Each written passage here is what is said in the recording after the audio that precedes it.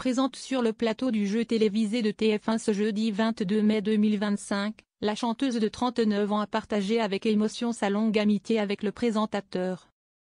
Une amitié de 15 ans née devant la caméra. L'émotion était à son comble lorsqu'Amel Bent est apparue sur le plateau des 12 coups de midi. Dès le début, la chanteuse n'a pas caché ses sentiments pour Jean-Luc Reichmann. « Si est toujours un plaisir de passer du temps avec toi et tu sais combien je t'aime et depuis combien de temps je t'aime, si est toujours là », a-t-elle dit naturellement. Cette complicité remonte à une rencontre qui a eu lieu il y a plus de 15 ans. Le présentateur a rapidement évoqué ses souvenirs. « Nous avons été invités chez notre ami Frédéric Lopez il y a longtemps, avec Panique à l'oreille. Nous nous connaissions par sa mère, elle connaissait mes parents. Le tournage de l'émission de France 2 en mars 2010 a marqué le début d'une belle amitié entre les deux personnages du petit écran. » Jean-Luc Reichmann n'a pas manqué d'exprimer son admiration pour le parcours de son invité. « Je suis très fier de ton parcours, de ta vie, de qui tu es, de ce que tu es devenu, parce que tu es resté là, et tu es intact, et ça me rend très heureux, je t'aime aussi. » Amel Bent de retour après 2 ans d'absence. La conversation s'est naturellement orientée vers l'absence médiatique d'Amel Bent ces 2 dernières années. Interrogée par Jean-Luc Reichmann sur cette période de retrait, la mère de 3 enfants a parlé avec une rare transparence. « Si est clair que je me suis retrouvée beaucoup, avec moi-même. Parce que si est vrai que ce travail est comme un tourbillon.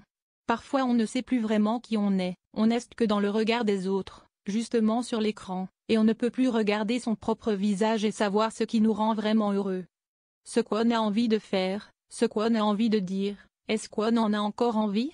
Cette nécessaire introspection l'a mené à l'essentiel. Se retrouver était donc très important, ça m'a été bénéfique.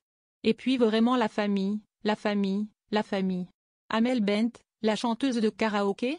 Elle a révélé le nom du juge qui l'a humiliée sur Nouvelle Star. L'ancienne candidate de Danse avec les stars a donné la priorité absolue à Sophia, Anna et Zayn, ses 3 enfants avec Patrick Antonelli. Charles Aznavour, une histoire musicale magique.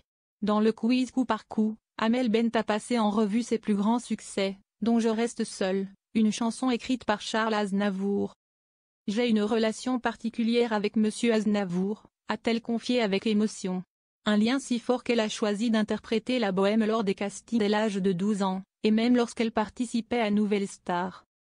La suite est digne d'un conte de fées. Quelques jours plus tard, j'ai reçu un autre appel téléphonique. Cette fois, c'est Charles Aznavour qui m'a demandé d'écrire une chanson. Aujourd'hui, avec son 8e album studio Minuit, une sortie le 16 mai, Amel Bent poursuit son parcours artistique débuté il y a plus de 20 ans. Lors de ses apparitions toujours saluées par la critique dans l'émission de recherche de talent Nouvelle Star de M6.